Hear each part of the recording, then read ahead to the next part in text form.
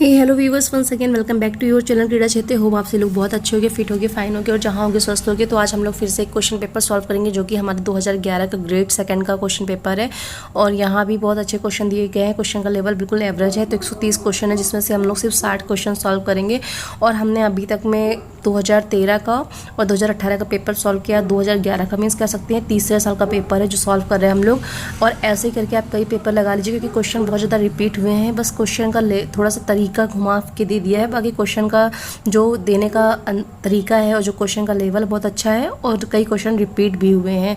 ठीक है, तो जैसा कि हमारा क्वेश्चन नंबर फर्स्ट पूछा गया है कि इसमें डेफिनेशन पूछी गई कि डेफिनेशन किसकी है। तो डेफिनेशन है हमारी शारीरिक शिक्षा व्यक्ति की शारीरिक क्रियाओं का जोड़ है जो कि हमारे क्या करती जो परिणामों के आधार पर चयनित एवं संचालित की जाती है। किसका कथन है, तो आपको बताना है किसका कथन है। तो दोस्तों इसका राइट आंसर सी है, J.F. विलियम का ये कथन है। ठीक है, क्वेश्चन सेकंड है, पूछा गया है कि what is the aim of physical education. शारीरिक शिक्षा का लक्ष्य क्या है। मनुष्य का मानसिक विकास, मनुष्य का सामाजिक विकास, मनुष्य का सर्वांगीण विकास, मनुष्य का शारीरिक विकास। तो दोस्तों जो हमारा शारीरिक शिक्षा का लक्ष्य होता है, उद्देश्य होता है, वो होता है all round development of man means मनुष्य का सर्वांगीण विकास होता है। ओके, क्वेश्चन नंबर थर्ड है, पूछा गया sound mind in sound body means बताना कि डेफिनेशन किसने दी है। स्वस्थ शरीर में स्वस्थ मस्तिष्क का निवास रहता है।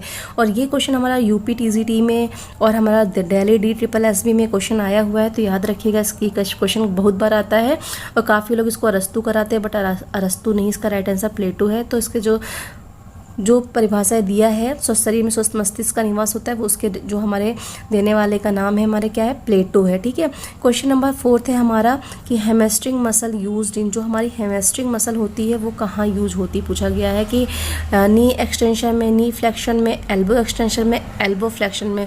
तो जैसे कि जान लीजिए पहली बात तो जो हमारी ये मसल्स होती हैं ये 3 जगह से जुड़ती है। मीन्स एक कूल्हे के पास, आपके थाई के पास और नी के पास। ठीक है, और ये जो होती है हमारे नी हिप एक्सटेंशन प्लस नी फ्लेक्शन के काम आती है। ठीक है, और इसमें हमारी हैमस्ट्रिंग ग्रुप ऑफ मसल्स काम करती हैं। जैसे कि जो मसल्स काम करती है इसमें दोस्तों हमारे बाइसेप्स फेमोरिस हैं, सेमी टेंडनाइटिस हैं, सेमी मेम्ब्रेन है, ये सारी मसल्स इसमें काम करती हैं। तो दोस्तों इसका जो राइट आंसर हो जाएगा हमारा कि ये घुटने को किसमें मोड़ने में और हमें कूदने में, जंप करने में, कूल्हे को फैलाने में मीन्स विस्तार करने में हिप एक्सटेंशन उसमें मदद करती है। राइट आंसर इसका बी हो जाएगा। ठीक, इसकी बात करें दोस्तों कि हमारा जो है नी एक्सटेंशन की बात करें तो दोस्तों नी एक्सटेंशन में भी हमारे जो मसल्स काम आएंगी उसमें हमारे नी जो हमारी मसल्स हो गई तो hip flexion and knee extension में मीन्स हिप फ्लेक्शन और नी एक्सटेंशन में। तो इसमें हमारी जो मसल्स काम करती है दोस्तों वो रेक्टस फेमोरिस करती है। ठीक है, क्या करती है, रेक्टस फेमोरिस करती है। इसमें रेक्टस फेमोरिस मसल काम करती है। और इसमें जो नी फ्लेक्शन है तो इसमें हमारे हिप एक्सटेंशन और नी फ्लेक्शन में हमारे हैमस्ट्रिंग मसल काम करती है। तो यहाँ पे हैमस्ट्रिंग पूछा गया है तो इसका राइट आंसर बी हो जाएगा। ठीक है, क्वेश्चन नंबर हमारा नेक्स्ट है, फिफ्थ है। फिफ्थ में पूछा गया है दोस्तों शारीरिक शिक्षा के आधारभूतों को शक्ति प्रदान करते हैं। जी हाँ, what makes the foundation of physical education strong. तो आपको बताना है इसका ऑप्शन क्या है। वैज्ञानिक तथ्य हैं, तत्वज्ञानिक अवधारणाएं, सांस्कृतिक परंपराएं या सामाजिक व्यवहारिकता। तो साइंटिफिक फैक्ट्स जो हमारा है वो सही इसका आंसर होगा। क्या होगा, साइंटिफिक फैक्ट्स।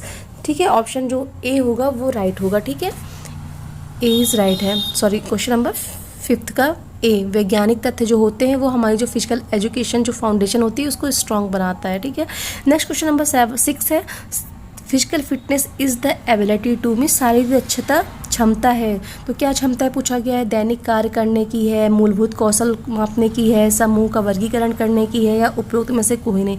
तो जैसा कि आप समझ गए होंगे ये क्वेश्चन आ चुका है हमारे किसी एग्जाम में, ये रिपीट हुआ शायद नेट के या फिर किसी एग्ज़ाम में आया क्योंकि क्वेश्चन पेपर में मुझे क्वेश्चन मिल चुका है। तो ये जो होता है दैनिक कार्य करने में काम आता है means carry out daily task. ठीक है, तो ये ध्यान से देख लीजिएगा क्वेश्चन। और क्वेश्चन नंबर हमारा 7 है। 7 में पूछा गया है the main postural deformities among young girls. तो हमारी जो लड़कियां होती हैं, लड़कियों में जो मुख्य शारीरिक विकलांगता आमतौर पर होती है वो कौन सी होती है दोस्तों, तो वो हमारी काइफोसिस होती है। ठीक है, नेक्स्ट क्वेश्चन हमारा है, क्वेश्चन नंबर हमारा 8 है। 8 में पूछा गया शारीरिक विकलांगता होती है। तो दोस्तों ये क्वेश्चन आयोग द्वारा डिलीट कर दिया गया था। ठीक है, नेक्स्ट क्वेश्चन की तरफ चलते हैं। हमारा अगला जो क्वेश्चन है क्वेश्चन नंबर 9 है। 9 में पूछा गया है कि एक विकृति दूसरी विकृति के विकास का कारण होती है, अतः नौकनी मीन्स जो नौकनी क्या होता है, घुटने जुड़ना जिसको बोलते हैं, का कारण होता है। क्या कारण होता है? फ्लैट फुट होता है, बो लेग होता है, और ये जानू पैर होता है, जानू लेग होता है, या स्कॉलिसिस होता है। तो दोस्तों नौकनी जैसा कि आप जानते हैं, नौकनी को हम लोग जेनु वल्गम भी बोलते हैं। क्या बोलते हैं? स्पेलिंग देख सकते हैं हम लोग, तो जेनु वल्गम बोलते हैं, JENUVALGUM। तो नौकनी को जेनु वल्गम भी बोलते हैं। नेम याद रखिएगा, कभी कभी पूछ लेता है जेनु वल्गम किसे बोलते हैं, नौकनी को जेनु वल्गम बोलते हैं। तो नौकनी में क्या होता है दोस्तों, हमारे जो पैर होते हैं, तो वो पैर क्या होते हैं, वो हम लोग एकदम जो इस अटेंशन की स्थिति में रहते हैं, पर हमारे जो नी होते हैं ना, दोनों अंदर की तरफ जुड़ जाते हैं। जैसे कि आप बोल सकते हैं दोनों, जैसे देखा होगा बहुत सारे लोग को, दोनों जब चलते हैं तो जो घुटने होते हैं ना आपस में टकराते हैं, तो इसको नौकनी या जुड़े हुए घुटने बोलते हैं। ठीक है, तब ये इसका जो रीज़न होता है वो किस कारण होता है, तो इसका जो राइट आंसर दोस्तों है हमारे फ्लैट फुट के कारण, मीन्स जो हमारा चपटा पैर होता है ना उसके कारण होता है। क्या होता है कि कभी कभी क्या होता है, जैसे कि एक जो बालक है, मान लेते जो 6 से 7 साल का बच्चा है, उसमें ये सारी प्रॉब्लम अधिक पाई जाती हैं, सारी चीज़ें अधिक पाई जाती है, क्योंकि क्या होता है, जो बच्चे होते हैं वो अपनी बॉडी का जो वेट होता है ना, वो घुटनों से बाहर की तरफ डालते हैं।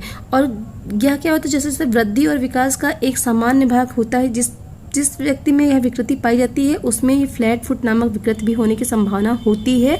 और ऐसे जो व्यक्ति होते हैं उनको दौड़ने चलने कठिनाई में होती है। हालांकि इसको जो है ना, इसको बहुत सारे एक्सरसाइज वगैरह हैं, इसके लिए हम लोग इसको ठीक भी कर सकते हैं। ठीक है, तो इसमें जो होती है, जैसे कहते हैं कि जो हमारी मसल्स होती हैं, जो मांसपेशियाँ होती हैं, वो कमज़ोर होने से ये विकृति की संभावना होती है। वो कौन सी मसल्स होती है जो कमज़ोर हो जाती है दोस्तों? जैसे हमारी रेक्टस फेमोरिस है, सार्टोरियस है, सोलियस है, रेक्टल लॉन्गस है, ग्लूटियस मीडियस है। तो ये सारी मसल्स क्या होती है, हमारी कमज़ोर होती है, जिसके कारण हमें ये प्रॉब्लम हो जाती है। और इसको हम लोग एक्सरसाइज के द्वारा ठीक भी कर सकते हैं। ठीक है, तो जो हमारा इसका राइट आंसर होगा, मीन्स जो हमारा क्वेश्चन है, वन डिफॉर्मिटी में leads to development of another, therefore knock knee may be a result of. तो इसका राइट आंसर दोस्तों हो जाएगा फ्लैट फुट। ठीक है, ऑप्शन ए जो होगा राइट हो जाएगा। नेक्स्ट क्वेश्चन हमारा 10 है, trampoline is related to the sports. जो हमारा ट्रैम्पोलिन है वो किस खेल से संबंधित है? तो जैसा कि आपको पता है होगा, ऑप्शन सुन लीजिए आप, स्विमिंग है, बाउलिंग है, तलवारबाजी, जिम्नास्टिक है। तो जो ट्रैम्पोलिन है दोस्तों वो हमारा किससे? जिम्नास्टिक से संबंधित है। ठीक है, क्वेश्चन नंबर 11 है कि समाजशास्त्र में दृष्टिकोण से निम्नलिखित में से कौन सा कारक मानव व्यक्तित्व के विकास में सबसे अधिक साधक है? ठीक है, पूछा गया है। तो इसका जो राइट आंसर है 11 का, वो हमारा क्या है? संस्कृति, क्योंकि यहाँ पे समाजशास्त्र की बात की गई है ना, समाजशास्त्र सोशोलॉजी की बात की गई। सोशोलॉजी जो समाज होता है वो हमारी संस्कृति पे चलता है। तो इसका राइट आंसर क्या होगा? सी होगा। थोड़ा सा समझने की जरूरत है क्वेश्चन को, आप इसका आंसर आराम से दे लेंगे एग्जाम में। ऐसे क्वेश्चन कंफ्यूज करते हैं, पर रिलैक्स होकर पढ़ेंगे तो आराम से इसका आंसर दे पाएंगे। क्वेश्चन नंबर 12 है हमारा, किसी प्रक्रिया का धुरी सदैव समतल पर बनता है। मीन्स पूछा गया the axis around which a movement take place is always. तो उसका मतलब राइट आंसर क्या होगा दोस्तों, कि हमारा न्यून कोण होगा, अधिक कोण होगा, या फिर हमारा सम कोण होगा, या नग्न कोण होगा, यानी at the no angle to the plane. तो इसका जो राइट आंसर दोस्तों होगा वो हमारा होगा सम कोण, means the at right angle to the plane. Okay, question number हमारा 13 है। तो 13 में बोला गया है कि which type of lever is most effective in sports movement. तो सबसे ज़्यादा पूछा गया है खेल कूद में कौन सा जो लीवर होता है वो सहायक होता है। तो दोस्तों हमारा जो थर्ड टाइप का लीवर होता है ना, वो ये बहुत ज़्यादा इंपॉर्टेंट होता है, इसका सबसे ज़्यादा यूज होता है कह सकते हैं। ठीक है, और आप का ये भी याद कर लेना कि ये जो नियम थर्ड कौन कौन से इस लीवर में कौन कौन से आते हैं, मतलब कौन कौन सा नियम लगते हैं, कहाँ कहाँ होते हैं। एग्जाम्पल भी कभी कभी पूछ लेते हैं कौन कौन से एग्जाम्पल होते हैं। तो याद कर लेना है दोस्तों, हमारे थर्ड टाइप के लीवर होते हैं, फर्स्ट क्लास, सेकंड क्लास और थर्ड क्लास का होता है। इसको याद करने का तरीका बता देती हूँ मैं। जैसे फर्स्ट क्लास के लीवर को याद करने के लिए आप याद कर सकते हैं कि इसमें फोर्स FAR, ठीक है। और तो क्वेश्चन क्या आता है कि कौन सा ऐसा लीवर है जो हमारे फोर्स और रेसिस्टेंस के बीच में, मतलब कौन सा ऐसा लीवर है जिसमें हमारा जो एक्सिस होता है वो बीच में होता है। आर्म्स कह सकते हैं, जो एफर्ट आर्म है वो बीच में होता है। तो आप बता सकते हैं, अगर आपको याद रहेगा ARF याद कर लोगे, जैसे कि फर्स्ट में A रहेगा, दूसरे में R रहेगा, तीसरे में F रहेगा। तो ये बस याद कर लोगे आप कि ARF याद कर लोगे तो आपको याद आ जाएगा एग्जाम में कि फर्स्ट क्लास के लीवर में A बीच में रहता है, सेकंड में R रहता है, थर्ड में F रहता है। मीन्स फर्स्ट में हमारा FR में रहता है, मीन्स बोल सकते हैं सेकंड में हमारा रेजिस्टेंस रहता है और थर्ड में हमारा फोर्स रहता है। तो ये हमारे याद करने का एक तरीका है, अपने हिसाब से याद कर सकते हो। जिस हिसाब से मैंने याद किया था वो मैं आपको बता रही हूँ कि क्वेश्चन को देख के आप याद कर सकते हो इस टाइप के। नेक्स्ट क्वेश्चन हमारा है न्यूटन्स का द्वितीय नियम क्या है। देखिए जो हमने पहला पेपर जो प्रीवियस पेपर सॉल्व किया था उसमें पूछा गया था कि न्यूटन का सेकंड लॉ क्या है। आपको याद होगा उसमें भी पूछा गया था सेकंड लॉ के बारे में, और इसमें भी पूछा गया न्यूटन का सेकंड लॉ क्या है। तो अगर आपने देखा होगा तो आप समझ गए होंगे, अगर पढ़ा होगा तो बहुत आसान है क्वेश्चन। न्यूटन का सेकंड लॉ हमारा क्या है, लॉ ऑफ एक्सेलरेशन जो होता है सेकंड लॉ होता है, law of action and reaction third law होता है, ठीक है, और लॉ ऑफ इनर्शिया ये हमारा फर्स्ट लॉ होता है। ओके, तो राइट आंसर हमारा लॉ ऑफ एक्सेलरेशन मीन्स कह सकते हैं इसको त्वरण का नियम जो होता है ये सेकंड लॉ आता है, ठीक है। नेक्स्ट क्वेश्चन हमारा क्वेश्चन नंबर 15 है कि पैर की उंगलियों पर शरीर को उठाना किस बात का उदाहरण है। Means rising the body on toes an example of. तो किसका है, प्रथम श्रेणी के लीवर का, द्वितीय श्रेणी के लीवर का या तृतीय श्रेणी के लीवर का। तो जो हम लोग अपनी बॉडी को अपने टोज पे उठाते हैं तो ये हमारा किसका एग्जाम्पल होगा, ये हमारे सेकेंड क्लास का एग्जाम्पल होगा। ओके गाइस, नेक्स्ट क्वेश्चन हमारा 16 है the first step in the treatment of sports injury. अगर हमें स्पोर्ट्स इंजरीज होती है तो हम सबसे पहले कौन सा ट्रीटमेंट यूज करेंगे, क्रायोथेरेपी, हाइड्रोथेरेपी, थर्मोथेरेपी, इलेक्ट्रोथेरेपी। तो आप सभी जानते हो कि सबसे पहले हमें क्रायोथेरेपी का यूज करना चाहिए, ठीक है। ऑप्शन ए जो होता है वो बिल्कुल सही होता है। नेक्स्ट क्वेश्चन की तरफ चलते, क्वेश्चन नंबर हमारा 17 है। दोस्तों 17 में पूछा गया है rehabilitation of sports is done using. तो रिहैबिलिटेशन जैसे कि आप जानते हैं पुनर्वास की प्रक्रिया होती है रिहैबिलिटेशन। तो इसमें क्या होता है, क्या प्रयोग होता है आपको बताना। हाइड्रोथेरेपी का यूज होता है, करेक्टिव एक्सरसाइज का यूज होता है, क्रायोथेरेपी का यूज होता है या कोई नहीं। तो दोस्तों रिहैबिलिटेशन के लिए हम लोग करेक्टिव एक्सरसाइज का यूज करेंगे, ठीक है, तभी हमारी पुनर्वास की प्रक्रिया होगी। नेक्स्ट क्वेश्चन है flat back is connected with. जी हाँ, देखिए फ्लैट बैक पूछा गया है। फ्लैट बैक किससे कनेक्टेड है, चपटी पीठ जो होती है, सर्वाइकल भाग से है, थॉरिक्स रीजन से है, लुम्बर रीजन से है या सैक्रम रीजन से है। तो जो हमारी ये फ्लैट बैक होती है तो किस रीजन से होती है दोस्तों, ये हमारी थॉरिक्स रीजन से होती है। मीन्स हमारी जो ऑप्शन बी है वो राइट है, थॉरिक्स रीजन से होती है। Okay, question number 19। Question number 19 है स्ट्रक्चर इज कॉमन एमंग। तो दबाव से हड्डी का टूटना आमतौर पर होता है नौजवान बच्चों में, नवयुवक में, बूढ़े व्यक्ति या महिलाओं में। तो दोस्तों ये क्वेश्चन हमारा आयोग के द्वारा डिलीट कर दिया गया था। ओके, नेक्स्ट क्वेश्चन की तरफ चलते हैं। क्वेश्चन नंबर 20 है what type of the first aid should be given the person suffering from the heat stroke. तो पूछा गया है जब किसी व्यक्ति को हीट स्ट्रोक हो जाता है, गर्मी लगती है, तो आप क्या उपचार करोगे। फर्स्टली पीड़ित व्यक्ति को ठंडे स्थान पर लेटाओगे, उसको कुछ समय और सूर्य के सामने बिठाओगे, एक गिलास ठंडा पानी दोगे, या पीड़ित व्यक्ति बीमार को चारों तरफ से घेर लोगे। तो भैया अगर किसी को हीट स्ट्रोक है, गर्मी लगी है, परेशान हो रहा है, तो सबसे पहले हम उसको क्या करेंगे, ठंडे स्थान पर बिठाएंगे, ठीक है। तो इसका राइट आंसर ए होता है। नेक्स्ट क्वेश्चन की तरफ चलते हैं। क्वेश्चन नंबर हमारा है 21। यदि कोई मांसपेशी संकुचित हो परंतु उसमें कोई गति ना हो तो संकुचन विधि क्या कहलाती है। जी हाँ, इस क्वेश्चन के बारे में हम लोगों ने प्रीवियस क्वेश्चन पेपर में किया था इसको और बताया भी था क्या होता है। तो इसमें क्या पूछा गया है, कोई गति ना हो रही हो, ठीक है, और उसमें क्या था, अगर हम वर्क कर रहे हैं उसमें कॉन्ट्रैक्शन तो हो रहा है बट उसकी लंबाई में परिवर्तन नहीं हो रहा है, और यहाँ क्या है, गति नहीं हो रही है, ना कि लंबाई में परिवर्तन हो रहा है। तो इसका राइट आंसर दोस्तों क्या हो जाएगा, ए हो जाएगा, आइसोमेट्रिक। मैंने कहा था ना मैट्रिक जो होता है मेजरमेंट से रिलेटेड ना, अगर क्वेश्चन आता है कि ऐसी कौन सी एक्सरसाइज से हम कर रहे हैं, हमारी बॉडी में, हमारी मसल्स में कोई परिवर्तन नहीं हो रहा है, बस कॉन्ट्रैक्शन संकुचन हो रहा है, तो ये हमारा आइसोमेट्रिक होता है। और यहाँ पे सेम वैसे ही क्वेश्चन है, इसमें पूछा गया है मांसपेशी संकुचित हो परंतु उसमें कोई गति ना हो, ठीक है। आप चाहते तो यहाँ लंबाई लिख देता, उसमें उसकी लंबाई में वृद्धि ना हो, पर यहाँ क्या है, गति ना हो। तो उस कौन सी विधि के ये क्या कहलाता है, आइसोमेट्रिक कहलाता है, ठीक है। अगले क्वेश्चन की तरफ चलते हैं। हमारा जो नेक्स्ट क्वेश्चन है, पूछा गया शरीर की सबसे लंबी मांसपेशी कौन है। तो सबसे लंबी, छोटी, बड़ी, ये सारी चीज़ें तो बिल्कुल याद होनी चाहिए आपको, कॉमन सी याद कर लीजिएगा इसको, क्योंकि ये बड़े कन्फ्यूजन होते हैं, इसमें कन्फ्यूज मत होना, क्योंकि ये इजी क्वेश्चन है। अगर यही गलत कर गया होगे तो फिर तो कोई बड़े क्वेश्चन, टफ क्वेश्चन जो है उनको तो सही करना तो बहुत नॉर्मल सी बात है। तो the longest muscle in the bodies, तो शरीर की सबसे लंबी मांसपेशी हमारी कौन सी है। होप आपने गेस कर लिया होगा दोस्तों। तो आपको बताना सबसे लंबी मांसपेशी हमारी कौन सी है।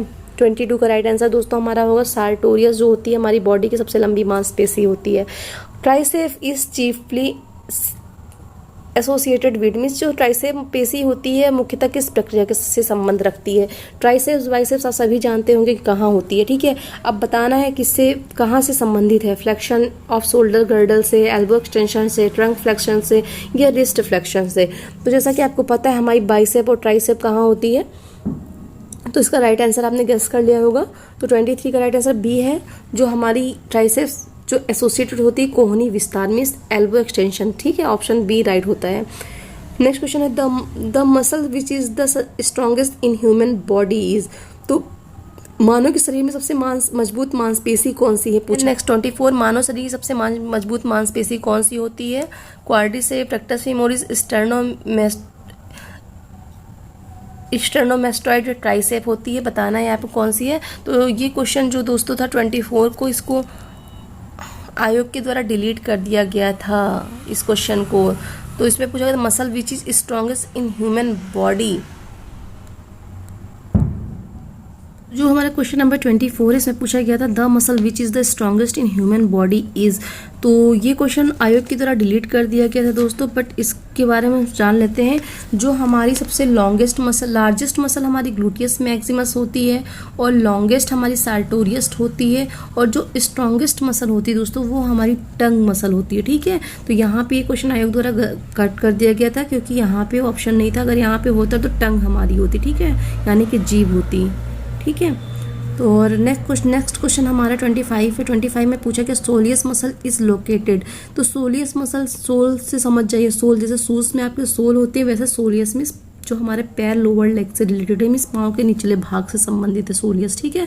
क्वेश्चन नंबर हमारा नेक्स्ट है 26 है। 26 में पूछा गया है बाइसेप फीमोरिस मांसपेशियां हैं आंदोलन से मुख्यतः उत्पन्न होने वाली प्रक्रिया का नाम है, means bicep femoris is the prime mover of. जो प्राइम मूवर मसल से दोस्तों हमारी होगी नी फ्लेक्शन, ठीक है। कौन सी होगी? नी फ्लेक्शन। राइट आंसर सी होगा।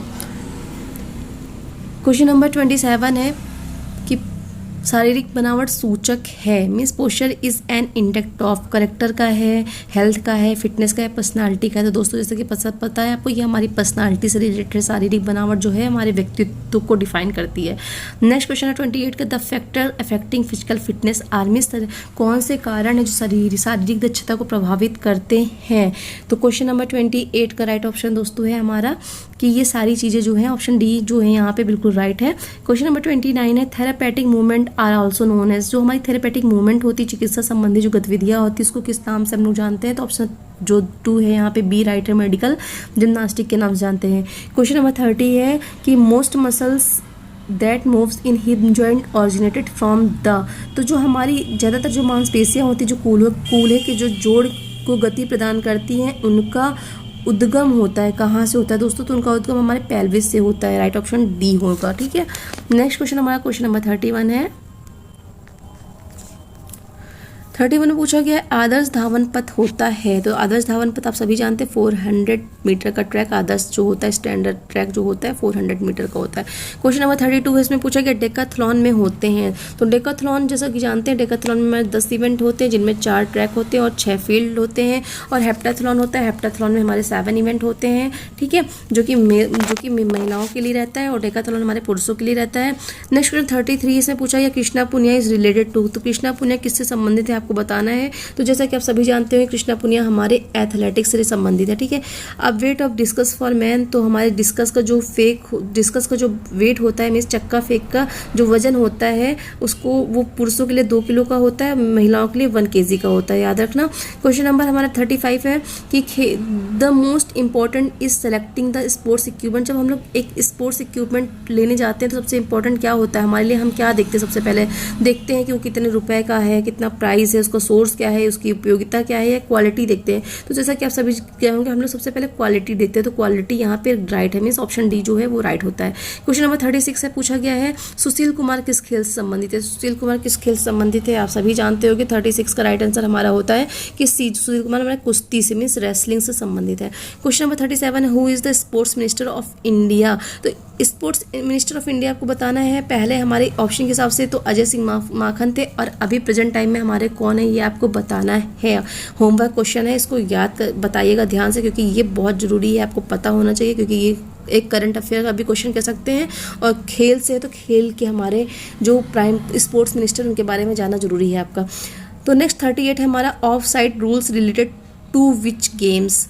तो क्वेश्चन नंबर 38 से पहले हम लोग बात करते हैं होमवर्क क्वेश्चन। जैसे कि हमने बताया कि इसके पहले तो अजय माखन थे, आपको बताना है होमवर्क क्वेश्चन। इससे पहले हम लोगों ने एक उसमें किया था कि होमवर्क पूछा था कि हमारा कि जो गोनियोमीटर है क्या मेजर करता है। तो जैसा कि गोनियोमीटर जो मेजर करता है वो फ्लेक्सिबिलिटी मेजर करता है, ये हमारा इसका राइट आंसर था। और आज वाले का आंसर आपको कल बताना है, कमेंट सेक्शन में जाके कमेंट करना है। नेक्स्ट क्वेश्चन हमारा off side rules related of which game to which game. जो हमारा ऑफ साइड का नियम है वो किस खेल से संबंधित है, आपको बताना है। ऑफ साइड का जो नियम है वो किस खेल से संबंधित है, हॉकी से, फुटबॉल से, बास्केटबॉल से, हैंडबॉल से। तो ऑफ साइड का जो नियम है वो हमारे कौन से गेम से रिलेटेड है, फुटबॉल से है। ओके, नेक्स्ट क्वेश्चन 39 है which of the following is not a playing surface. इसमें बताना है आपको प्लेइंग सरफेस कौन सा नहीं होता है, आपको बताना है।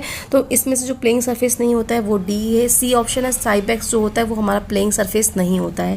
क्वेश्चन नंबर 40 है कि जवाहरलाल नेहरू। तो ये क्वेश्चन दोस्तों आयोग के द्वारा डिलीट कर दिया गया था, रॉन्ग क्वेश्चन था। ओके, तो नेक्स्ट क्वेश्चन की तरफ चलते हैं। हमारा अगला क्वेश्चन 41 है द्रोणाचार्य अवार्ड वॉच मतलब कब स्थापित किया गया है। द्रोणाचार्य अवार्ड को कब स्टार्ट किया गया है, तो आपको पता होना चाहिए द्रोणा अवार्ड कब स्टार्ट किया गया है, किसको दिया जाता है, ये पता होना चाहिए। द्रोणाचार्य के साथ साथ जो भी हमारे अवार्ड हैं, राजीव गांधी अवार्ड है, अर्जुन पुरस्कार अवार्ड कब स्टार्ट हुए, किनको दिया है, अभी फर्स्ट पहले सबसे पहले किसको दिया गया है, दूसरा किसको मिला है, आखिरी किसको मिला है।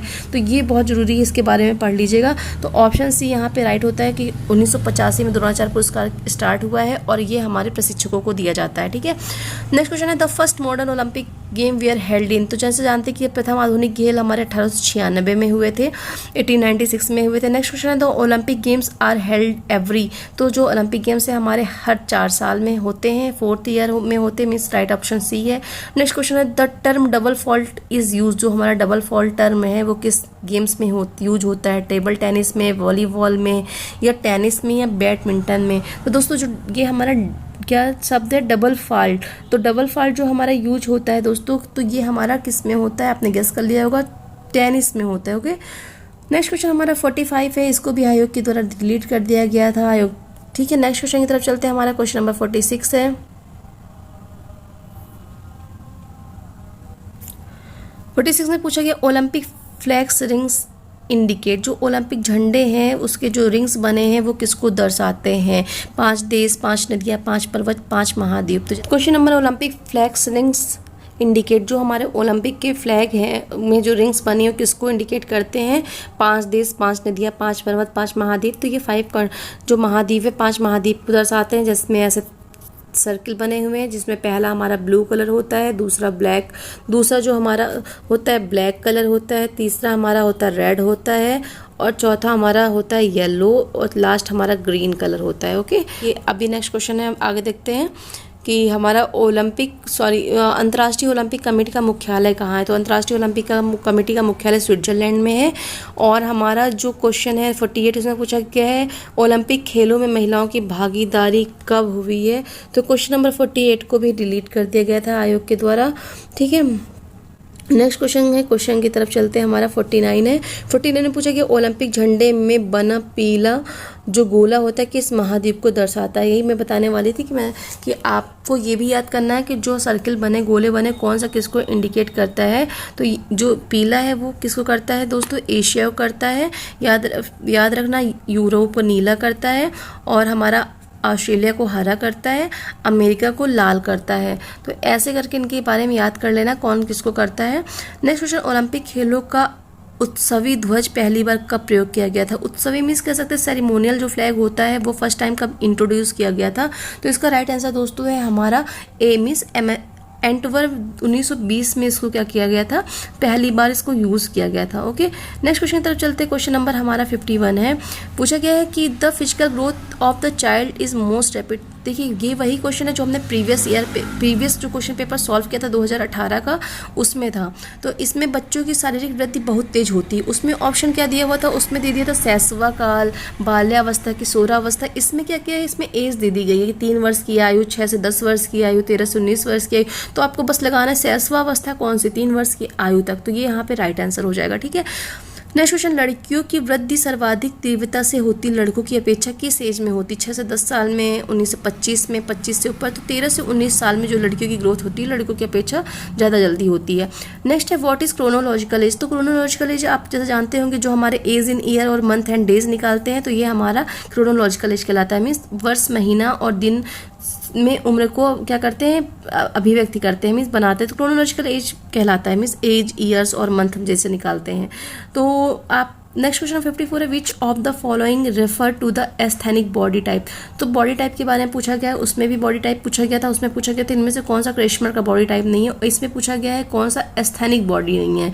ठीक है, तो इसमें कौन सा टाइप नहीं है, छोटा, मोटा, मांसपेशी, पतला, छिछले और असमान शरीर। तो इसमें बताना है कौन सा जो है एस्थेनिक टाइप का नहीं है। तो दोस्तों अब एस्थेनिक टाइप का हमारा जो होता है वो कौन सा नहीं होता है, एस्थेनिक बॉडी टाइप के बारे में पूछा गया है। अब जब इससे पहले हम लोगों ने जो प्रीवियस वाले क्वेश्चन में किया था उसमें पूछा था कि इसमें इनमें से कौन सा क्रेशमर का क्लासिफिकेशन नहीं है, और इसमें क्या पूछा गया, एस्थेनिक बॉडी नहीं। सबसे पहले ये इंपॉर्टेंट है, एस्थेनिक जो है ये दिया किसने, किसका क्लासिफिकेशन है दोस्तों? तो एस्थेनिक जो है हमारे क्रेशमर का क्लासिफिकेशन है। क्रेशमर ने पैकनिक, एथलेटिक, एस्थेनिक, डिप्लास्टिक ये जो है क्लासिफिकेशन दिए थे। ठीक है, तो इसमें जो होता है दोस्तों, जो एस्थेनिक टाइप के लोग होते हैं ये क्या होते हैं, ये जो व्यक्ति होते हैं लंबे, दुबले, पतले होते हैं। तो इससे ये ऑप्शन लगा सकते हैं कि एस्थेनिक बॉडी टाइप से पतला, ये मीन्स लॉन्ग, लीन, शैलो चेस्ट, ये जो होता है राइट आंसर होता है। ठीक है, इसका क्वेश्चन नंबर हमारा नेक्स्ट है, अगला पूछा गया है 55 में कि दर्शन शास्त्री जी ने आदर्शवाद का जन्मदाता कहा जाता है। अब ये देखिए, ये ऐसा क्वेश्चन भी हमारा आया था ना कि उसमें पूछा गया था, सबसे पहला वाला जो हमने सॉल्व किया था उसमें आया था प्रकृतिवाद का जन्मदाता कौन है, तो हमने प्रकृतिवाद के हमारे रूसो हैं। फिर आया था हमारे आदर्शवाद का जन्मदाता कौन है, यही क्वेश्चन आया था कि आदर्शवाद के हमारे जन्मदाता कौन है दोस्तों। तो याद है आपको कौन है, बताया था मैंने आदर्शवाद के जन्मदाता कौन है। तो आदर्शवाद के जन्मदाता हमारे प्लेटो है, इनके बारे में पूछा गया था। अरस्तु के बारे में जैसा कि मैंने बताया था ये यथार्थवाद के फादर है। सेम क्वेश्चन रिपीट हुआ है। ओके, क्वेश्चन नंबर 56 है, which period known as the epic period? Means same ऐसे ही था दोस्तों, उसमें वहाँ पे वैदिक पीरियड पूछा था, यहाँ पे एपिक पीरियड पूछा है कि हमारा जो महाकाव्य काल है वो उसका टाइम कब से कब है। तो दोस्तों महाकाव्य काल का टाइम हमारा जो है 1000 से 600 BC है। ठीक है, हमने वैदिक काल कब कहा था, 2500 से 600 BC कहा था, और अब ये महाकाव्य का क्या है, 1000 से 600 BC है। ठीक है, सेम क्वेश्चन ऐसे ही सीक्वेंस में, बस यहाँ पे क्या चेंज कर दिया गया है, यहाँ पे वैदिक न पूछ के एपिक पूछा है, और ये तो सेम ही रख दिया हुआ है क्वेश्चन। ठीक है, नेक्स्ट क्वेश्चन हमारा है कि व्हाट वाज द पेलेस्ट्रा? तो वहाँ पे डिडास्केलियम पूछा था, पिछले वाला जो पेपर था वहाँ डिडास्केलियम पूछा हुआ था, डिडास्केलियम किसके लिए प्रसिद्ध है, और यहाँ पे पेलेस्ट्रा पूछा गया, पेलेस्ट्रा किसके लिए फेमस था? तो संगीत विद्यालय था। तो संगीत विद्यालय हमारा क्या था, डिडास्केलियम जो था वो संगीत विद्यालय था। अब ये जो पेलेस्ट्रा था वो क्या था दोस्तों, बताना है आपको पेलेस्ट्रा क्या था। तो पेलेस्ट्रा जो हमारा था एक क्या था, एक रेसलिंग स्कूल था, मीन्स कुश्ती का विद्यालय था कह सकते हैं। ठीक है, इस कुश्ती का विद्यालय था, ऑप्शन सी जो होता है राइट होता है। नेक्स्ट क्वेश्चन होता है अखाड़ा इज रिलेटेड टू? जो अखाड़ा है किससे संबंधित है, फुटबॉल से, जूडो से, रेसलिंग से, बॉक्सिंग से। तो अखाड़ा हमारा किससे संबंधित है दोस्तों, समझ गए होंगे, कुश्ती से संबंधित है। ओके, क्वेश्चन नंबर हमारा 59 है। 59 में पूछा गया है दोस्तों, शारीरिक शिक्षा के सिद्धांत में निम्नलिखित में से किस पर ज़्यादा आधारित है? अनुभव एवं सूझबूझ पर, परंपराओं एवं रीतियों पर, प्रक्रिया से संबंधित वैज्ञानिक नियम पर, या दार्शनिक विचार पर? तो जो हमारी शारीरिक शिक्षा है वो सबसे ज़्यादा हमारे किस पे, प्रक्रिया से संबंधित वैज्ञानिक आधार है। मीन्स प्रक्रिया कह सकते हैं, scientific principle related to movement है। ओके, क्वेश्चन नंबर 60 है, और ये आज का लास्ट क्वेश्चन कहेंगे दोस्तों कि व्हेन वाज द YMCA? देखिए सेम क्वेश्चन रिपीट हुआ है कि YMCA की स्थापना कब हुई थी, हमने बताया था 1920 में हुई थी, इसके संस्थापक HC बक थे। ठीक है, ये भी क्वेश्चन हमारा लगता है रिपीट हुआ था। Sigmund Freud is known as the father of? Same question है, सिगमंड फ्राइड हमारे किसके, साइको एनालिटिक के फादर कहलाते हैं। तो अगले वाले में आज का वीडियो ही कंप्लीट करते हैं। ठीक है, तब तक के लिए आप सभी को नमस्कार। कोई डाउट हो, कोई क्यूरीज हो, या कुछ गलत आपको क्वेश्चन लगा हो, आंसर लगा हो, तो कमेंट सेक्शन में बता सकते। कभी कभी मिस्टेक हो जाता है आंसर बताने में।